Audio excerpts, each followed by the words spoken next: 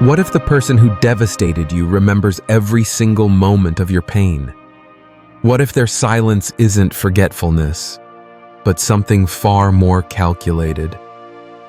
You're about to discover a truth that will change everything you thought you knew about human behavior. Carl Jung once said, "Everything that irritates us about others can lead us to an understanding of ourselves." But here's what Jung didn't reveal in that famous quote. And what I'm about to tell you will shatter every assumption you've made about people who refuse to acknowledge their wrongdoing. They remember everything. That person who shattered your trust. They remember. The one who left you questioning your own reality. They remember.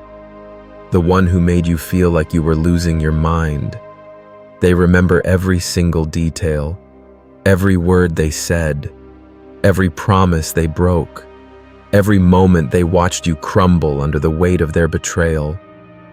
You've been lying awake at night, replaying every conversation, every look of pain that crossed your face, every desperate attempt to get them to acknowledge what they did. Meanwhile, they're sleeping peacefully, but not because they forgot, because they chose to forget. According to Jung's revolutionary theory of the shadow self, we all carry within us the parts of ourselves we'd rather not acknowledge. Jung discovered through decades of clinical work that the more we try to suppress these uncomfortable truths about ourselves, the more power they gain over us. But here's where it gets sinister. The people who hurt you aren't suffering from memory loss. They're suffering from something far more calculated. What Jung called shadow projection. The unconscious act of denying their own darkness by making you carry it instead. Think about it. While you're tormented by what happened, they're living their lives as if nothing occurred. They're not just forgetting. They're actively choosing to forget. Because remembering would require something most people aren't psychologically prepared for. Genuine accountability. And accountability, as Jung discovered through his groundbreaking work with patients, demands the most terrifying thing of all. Authentic change. Jung wrote in his personal letters, "The most terrifying thing is to accept oneself completely." These people who hurt you, they've built their entire identity around never having to face that terror. They've constructed elaborate psychological defenses to avoid the very thing that would set them free. You know what these people are addicted to instead? Comfort.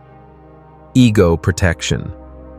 Denial wrapped in a pretty bow of, "I don't remember it that way," or "You're being too sensitive."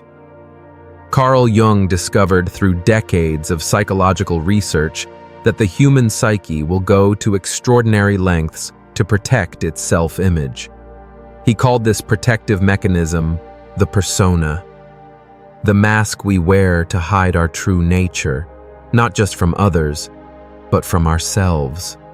According to Jung's clinical observations, when someone hurts you and then acts like it never happened, they're not just lying to you, they're maintaining what he called the provisional life. A psychological state where someone avoids the deeper work of becoming who they truly are by staying perpetually comfortable, perpetually justified, perpetually innocent. And here's where it gets really twisted. This is something that will make you question every interaction you've ever had with someone who refuses to acknowledge their wrongdoing. Jung said, "What you resist persists." But he also discovered something even more disturbing.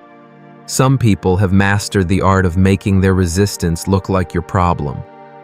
When someone hurts you and then acts like nothing happened, they're not just protecting themselves, they're actively destabilizing you. They're making you question your memory, your reaction, your entire emotional reality. Maybe it wasn't that bad. Maybe I overreacted. Maybe I'm being too dramatic. Stop right there. According to Jung's extensive work on psychological manipulation, this is exactly what happens when someone's shadow self encounters accountability. They don't respond with remorse. They respond with deflection. They don't take responsibility. They transfer it. They don't heal the wound. They make you question if you're even bleeding. Jung called this phenomenon psychological projection, but it goes deeper than that. It's what modern psychology recognizes as a form of gaslighting, making you doubt your own perception of reality to protect their perception of themselves. Carl Jung discovered something profound about human behavior. The privilege of a lifetime is to become who you truly are. But some people have discovered something even more powerful: the privilege of never having to become anything at all by mastering the art of strategic silence. Their silence isn't accidental. It's not passive. It's not even really silent. It's a weapon. And what I'm about to tell you about this weapon will explain why you felt so crazy, so confused, so desperate for closure that never comes, and why they seem to get stronger every time you get weaker. When someone hurts you and then disappears into silence, that silence isn't emptiness. It's power. Jung wrote extensively about power dynamics in relationships, and he understood something crucial that most people miss. Silence shifts the burden of confusion onto the person who's already hurting. Think about it. When they say nothing, you start saying everything, replaying conversations in your head, over-explaining your feelings, questioning your own reactions, hoping for a response that's never coming, analyzing every word, every gesture, every moment of contact, looking for signs of remorse that simply aren't there. That's not an accident. That's the entire strategy. Jung said, "Your vision becomes clear when you look into your heart. Who looks outside dreams. Who looks inside awakens." But these people, they've built their entire identity on looking outside, on projecting their shadow onto you, on making you carry the weight of their unprocessed guilt while they walk away unscathed. According to Jung's research into what he called unconscious competence, some people become masterful at emotional manipulation without ever consciously choosing to do so. They develop an intuitive understanding of how to push the burden of emotional labor onto others while protecting themselves from any consequences. But here's what will shock you most about people who use silence as a weapon. This insight from Jung's most controversial work will reveal the true psychology behind their behavior. Jung discovered that silence, when used strategically, creates what he called psychological dependency. The more someone withholds the response you need, the more desperate you become for any kind of acknowledgement. And that desperation, it serves their needs perfectly. It puts you in the position of chasing, of softening your boundaries, of backing down from your truth just to get any kind of response. It makes you grateful for scraps of attention from the very person who should be begging for your forgiveness. Jung wrote, "The cave you fear to enter holds the treasure you seek." But people who weaponize silence have discovered something even more powerful. They can make you fear entering your own cave of self-worth by keeping you focused on their empty cave of non-response. According to Carl Jung's groundbreaking work on the collective unconscious, we all share certain archetypal patterns. One of the most destructive is what Jung identified as the innocent archetype, the part of the psyche that refuses to acknowledge its capacity for harm. But Jung also discovered something that will disturb you.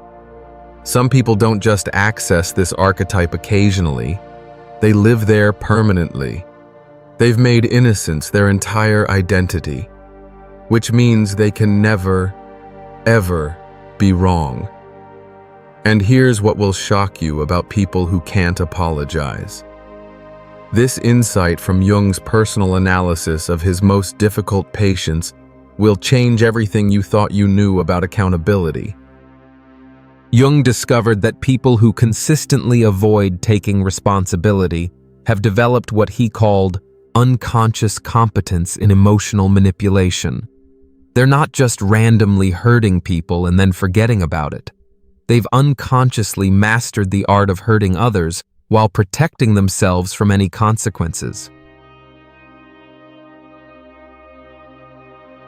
According to Jung's clinical notes, these individuals operate from what he called psychological inflation, a state where the ego becomes so enlarged that it can't tolerate any information that contradicts its self-image. When you ask for accountability from someone in this state, you're not just asking for an apology. You're asking them to deflate their entire sense of self. And that's exactly why they can't do it. When conflict arises, when emotions surface, when accountability is required, watch what happens. They vanish. They go silent. They change the subject. They post something happy on social media. They surround themselves with people who validate their version of events. This isn't overwhelming. It's a pattern. It's not confusing. It's a strategy, Jung said. Until you make the unconscious conscious, it will direct your life, and you will call it fate. These people haven't made their destructive patterns conscious. Instead, they've made them systematic, predictable, and devastatingly effective.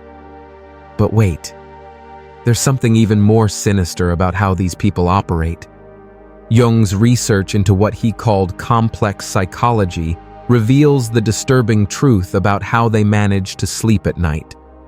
Jung spent years studying what he called psychological complexes, autonomous clusters of thoughts, feelings, and memories that operate independently of conscious control. But what Jung discovered goes deeper than simple compartmentalization. According to Jung's clinical observations, people who consistently avoid accountability don't just have complexes. They've developed what he called dissociative competence.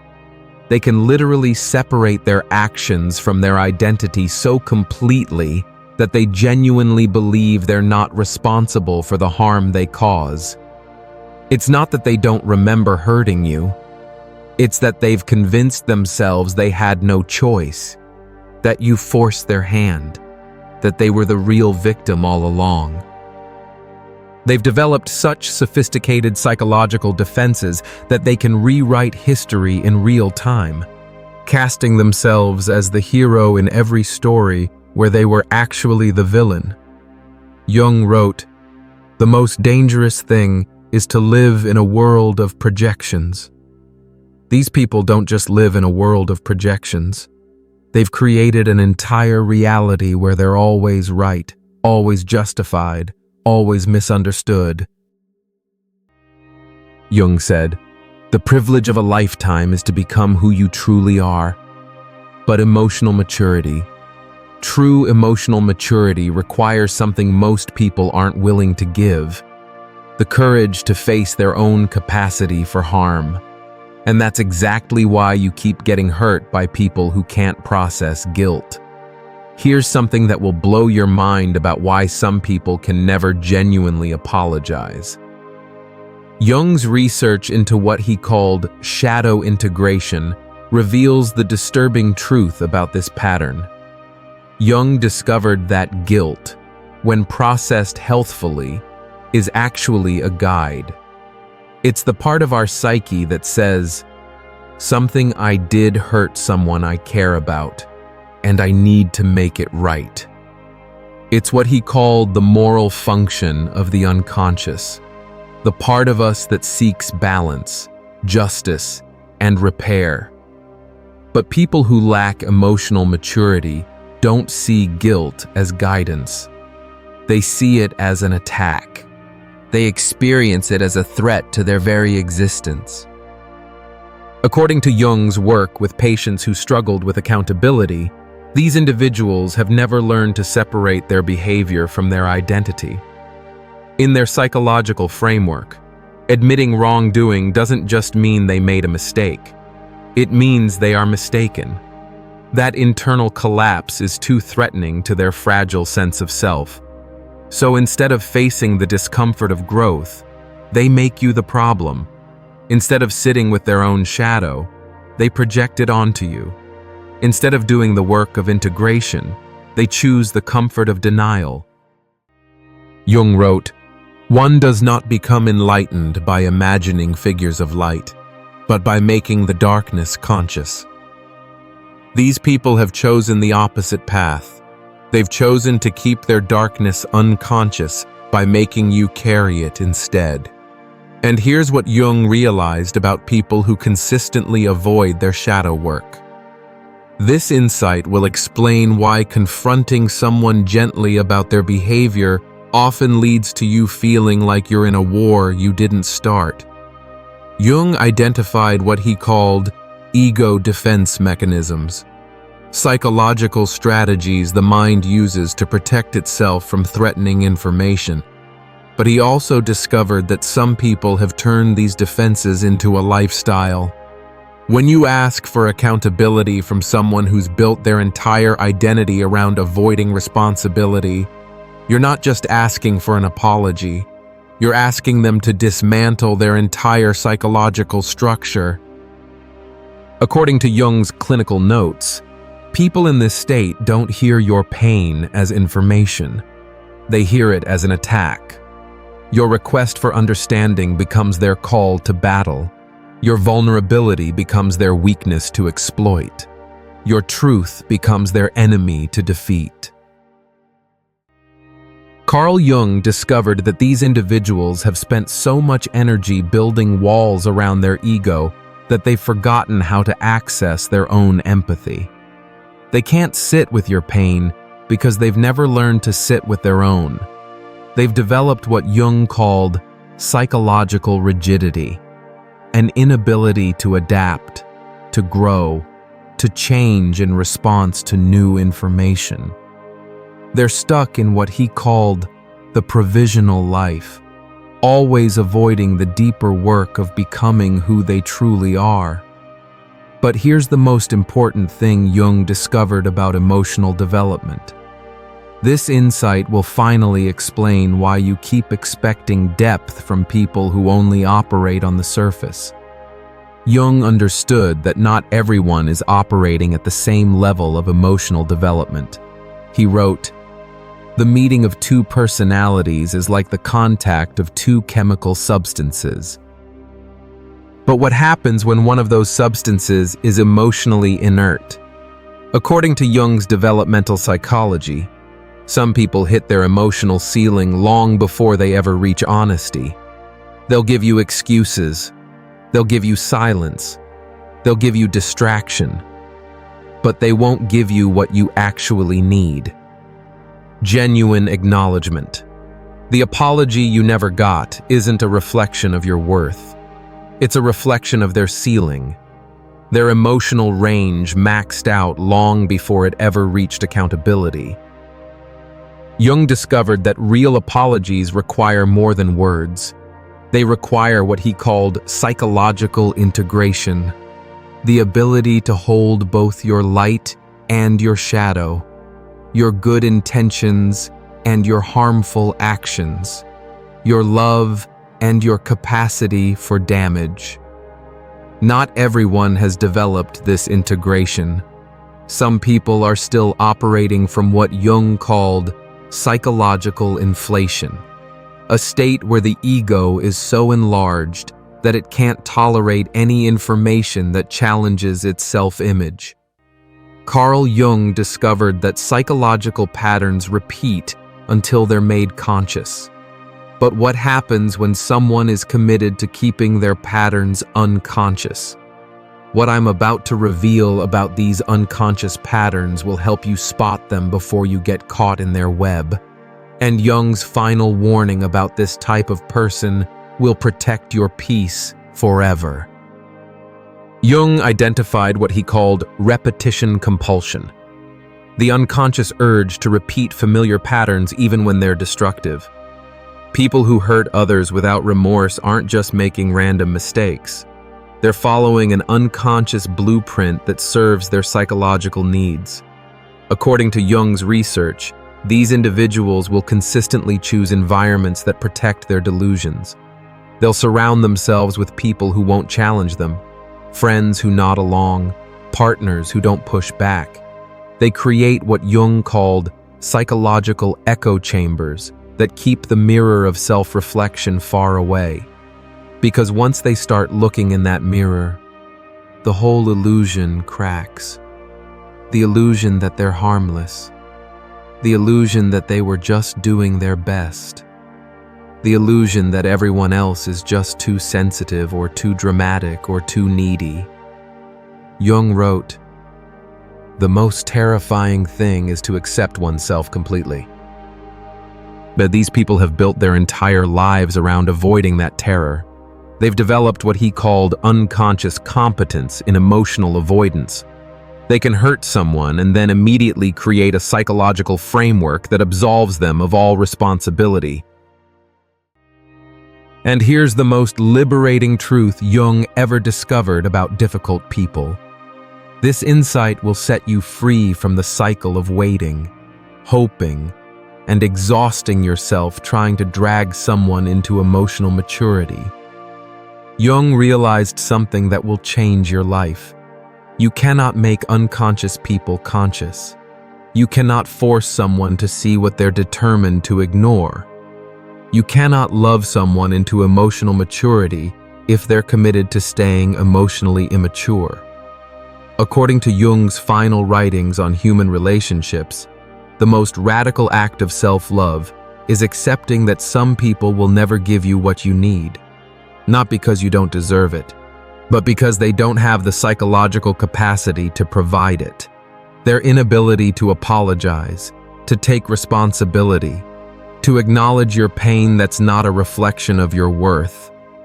That's information about their developmental level. That's them showing you exactly who they are at their current stage of psychological evolution. Jung discovered that trying to extract accountability from someone who's emotionally unavailable is like trying to draw water from an empty well. The well isn't broken, it's just dry. And no amount of persistence, patience, or love will make water appear where none exists. Carl Jung spent his entire career teaching people to integrate their shadow, to become whole, to face themselves completely. But he also understood something crucial. This work is voluntary. No one can be forced into consciousness. And here's the final truth that will set you free from every person who's ever hurt you and acted like nothing happened. Jung said, "Your vision becomes clear when you look into your heart. Who looks outside dreams. Who looks inside awakens." The people who hurt you are still dreaming. They're still looking outside, still projecting their shadow, still avoiding the mirror of self-reflection. But you've been doing the work. You've been looking inside. You've been seeking truth, accountability, healing, growth. You've been awake in a relationship with someone who chose to stay asleep. According to Jung's most profound insight, your healing doesn't depend on their awakening. Your closure doesn't require their consciousness. Your peace doesn't need their permission. Your worth doesn't need their validation. The person who hurt you and acts like nothing happened, they know exactly what they're doing. They remember every detail. They're just not psychologically equipped to face the truth of their actions. And now you know exactly what you need to do. Stop waiting for them to evolve. Stop explaining your pain to people who profit from not understanding it. Stop carrying the emotional labor for relationships where you're the only one doing the work. Jung wrote, "The most terrifying thing is to accept oneself completely." But he also discovered that the most liberating thing is to accept others completely, including accepting their limitations, their unconsciousness, their refusal to grow. When you stop trying to make unconscious people conscious, you free yourself to invest in relationships with people who are already awake. When you stop waiting for emotionally immature people to mature, you create space for emotionally intelligent people to enter your life. The goal isn't to make everyone conscious. It's to become conscious enough to protect your own peace from those who refuse to do their inner work. That's the real shadow work. That's the real integration. That's the real freedom. According to Carl Jung, everything that irritates us about others can lead us to an understanding of ourselves. The people who hurt you without remorse have taught you something invaluable about your own strength, your own worth, your own capacity for healing. They've shown you what you won't tolerate. They've revealed what you truly value. They've proven that your peace is worth protecting, and that's the gift hidden in the wound. The understanding that you deserve people who can meet you at your level of emotional maturity, who can sit with discomfort, who can face their shadows, who can grow alongside you. The apology you never got was never about you. It was about them. It was about their ceiling, their limitations, their choice to stay unconscious. But your healing, your growth, your freedom, that's all about you. And that's exactly where your power lies. Jung said it best. The privilege of a lifetime is to become who you truly are. You know who you truly are. You're someone who faces truth, who seeks accountability, who believes in growth and healing and authentic connection. And that's exactly who you should be looking for in return. The person who hurt you and acts like nothing happened. They're still trapped in their unconscious patterns, still avoiding the mirror, still choosing comfort over consciousness. But you're free. Free to choose people who can meet you where you are. Free to invest in relationships that honor your worth. Free to protect your peace from those who would disturb it. That's the real power. That's the real victory. That's the real freedom. And that's exactly what you deserve. If this message spoke to your soul, don't let it end here. Like if you've ever felt unseen, comment with your truth. Your story might be the light someone else is searching for. Subscribe if you're ready to go deeper into healing, into shadow work, into the truth of who you really are. This isn't just a channel, it's a mirror, a movement, a return to yourself. Welcome to Echoes of Thought.